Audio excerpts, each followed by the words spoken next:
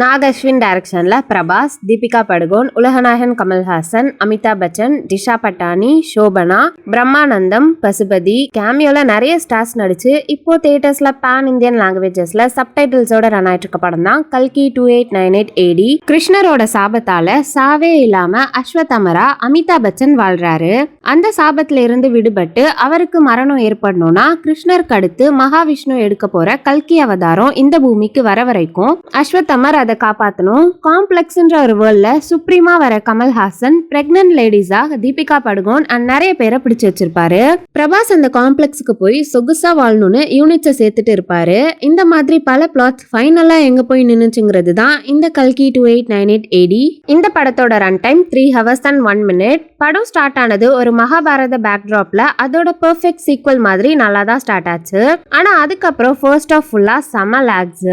அதுவும் பிரபாஸ் இன்ட்ரோ சீன்லாம் ஹாஃபா ட்ரிம் பண்ணிருக்கலாம். அந்த அளவுக்கு லென்த்தி. ஆனா இன்டர்வல் பிளாக் நல்லாவே இருந்துச்சு. செகண்ட் ஹாஃப் ஃபர்ஸ்ட் ஆஃபை விட நல்லாவே இருந்துச்சு. ஆனா அதுலயும் சில லாக்ஸ் இருந்துச்சு.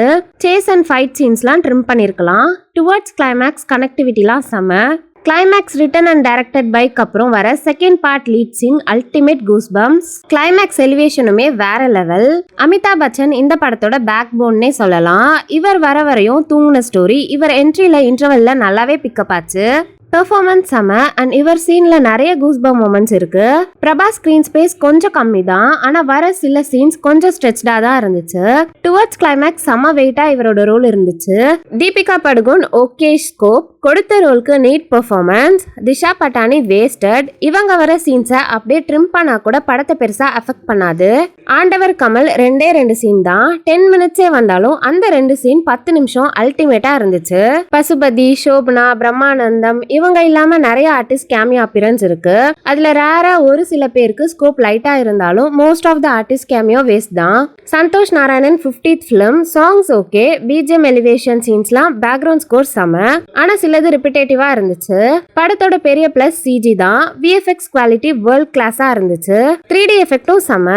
இதுவும் நாக் அஸ்வினோட கிரியேட்டிவ்னஸ் அண்ட் டுவர்ட்ஸ் எண்ட் கனெக்டிவிட்டியும் அல்டிமேட். சினிமாட்டோகிராஃபியும் செம. எடிட்டிங்ல பாதி படத்தையே ட்ரிம் பண்ணிருக்கலாம். ஸ்கிரீன் பிளேல தேவையில்லாத சில விஷயத்துக்கு இழுத்து கொடுத்த இம்பார்ட்டன்ஸை ஷார்ட்டா சொல்லிட்டு டீட்டெயிலா சொல்லியிருக்க வேண்டிய விஷயத்தெல்லாம் ஷார்ட்டா இம்பாக்ட் இல்லாம முடிச்சிட்டாங்க. இதை கொஞ்சம் உல்டாவா பண்ணிருக்கலாம். எமோஷனல் கனெக்டும் சுத்தமா இல்ல. ஓவராலா பார்த்தா ஃபர்ஸ்ட் ஆஃப் திங்ஸ் செட்டப் பண்ண எடுத்துக்கிட்ட டைம் ரொம்பவே அதிகம். செகண்ட் ஹாஃப் டுவர்ட்ஸ் கிளைமேக்ஸ் செம்மையா இருந்தாலும் அங்கங்க லாக்ஸ் இருந்துச்சு. 3 hours ரன் டைம் ரொம்பவே அதிகம். இதை ட்ரிம் பண்ணி எமோஷனல் இம்பாக்டோட இன்னும் கொஞ்சம் ஸ்கிரீன் பிளேல ஒர்க் பண்ணியிருந்தா இந்த படம் இன்னும் வேற லெவல்லே வந்திருக்கலாம். ஸ்டில் இது ஒரு டீசென்ட் வாட்ச் தான். Creative idea, towards climax connections, world class VFX and ஒரு நியூ சினிமேட்டிக் எக்ஸ்பீரியன்ஸ்க்காக கண்டிப்பா இந்த படத்தை நீங்க மிஸ் பண்ணாம தியேட்டர்ஸ்ல ஒன்ஸ் ட்ரை பண்ணலாம்.